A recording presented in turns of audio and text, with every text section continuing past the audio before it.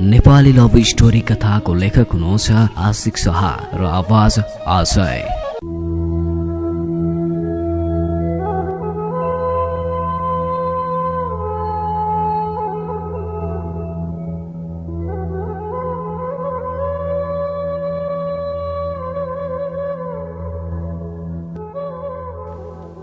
त्यसपछि बाबाको म चेकअप गराउनु गएँ र पछि घर फर्केँ। 2 दिनपछि म निको भएँ र स्कुल पढ्न गएँ। स्कुल जाँदा फेरि उसँग भेट भयो। मैले तिमी यता के गर्दै हो भनेर सोध्दा उनले कक्षा 6 मा पढ्छु भने। त्यति बेला म कक्षा 7 मा पढ्दै थिएँ। त्यसपछि उनको नाम सोधेँ। उनको नाम परी रहेछ। मैले नि आफ्नो बारेमा उनलाई भने।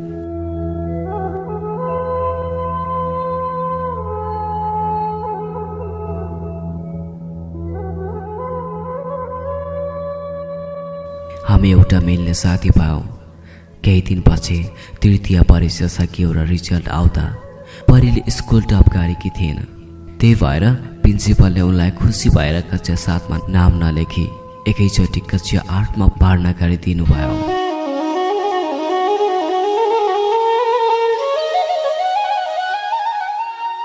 मतलब उनी पनि मेरै कक्षामा पढ्नै पाएन। मेरो मम्मी अंग्रेज विषयको टिचर हुनुहुन्थ्यो र कक्षामा पढाउनु आएको बेला कुनै प्रश्न सोध्दा परीले तुरुन्तै त्यसको जवाफ दिने गर्थे। त्यही भएर मम्मीले पनि उसलाई धेरै माया गर्नुहुन्थ्यो। एक दिन परीले मेरो मम्मीलाई म तपाईको घरमा ट्युसन पढ्न आऊ भनेन्। मम्मीले हुन्छ भनिदिनु भयो। त्यसपछि परी सधैँ मेरो घरमा आउने गर्थे। म र परी दुवैजना सँगै मिलेर पढ्ने गर्थ्यौँ। मम्मी पढाउने गर्नुहुन्थ्यो। सधैँ मम्मीले मलाई प्रश्न सोध्नुहुन्थ्यो र मलाई उत्तर नआउँदा धेरै हेप्ने गर्नुहुन्थ्यो। कसैलाई पढ्नु मन लाग्दैन र जब आफ्नै आमा शिक्षक भएपछि घरमा आउँदा खेरि जुन बेला नै पढ्नु लगाउनुहुन्थ्यो। सधैँ किताब हेरेर टाउको दुख्ने गर्थ्यो।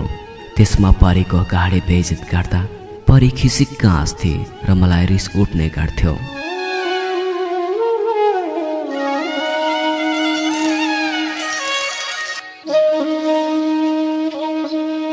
परी र मेरो दैनिक कुराकानी मेलमिलाप स्कुल जाँदा फर्किँदा ट्युसन पढ्दा सँगै हुन्थ्यौ। त्यही भएर उनीसँग जुन बेला नि कुरा हुन्थ्यो म सधैँ उसलाई जिस्काउने फकाउँथे अनि कहिलेकाहीँ हाम्रो सानो झगडा पनि हुन्थ्यो। यस्तै दिनहरू बित्दै गयो।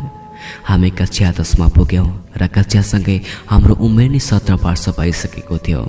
एक दिन उनी मेरो घरमा ट्युसन पढ्न आइन्। तर मम्मी चाहिँ केही सामान किन्नको लागि बजार जानु भएको थियो। मैले भने परी मम्मी नआउँछेन, जाऊ टिभी हेरौँ हुन्न। उनले ल हुन्छ भनेन अनि हामी टिभी बाहेको कोठातिर गएर टिभी हेर्न थाल्यौँ। टिभी खोल्दा इमरान हाशमीको द डर्टी पिक्चर फिल्म दिँदै थियो। फिल्म हेर्दै हेर्दा पहिलोचोटि मलाई त्यस्तो फिलिङ आउनु थाल्यो। त्यसपछि मैले परीलाई एउटा साथी होइन एउटा जीवन्त नेरी केटीको रूपमा देख्न थालेँ। मेरो प्रतिका सबै सकारात्मक विचारहरू नकारात्मक रूपमा बदलिनु थाल्यो।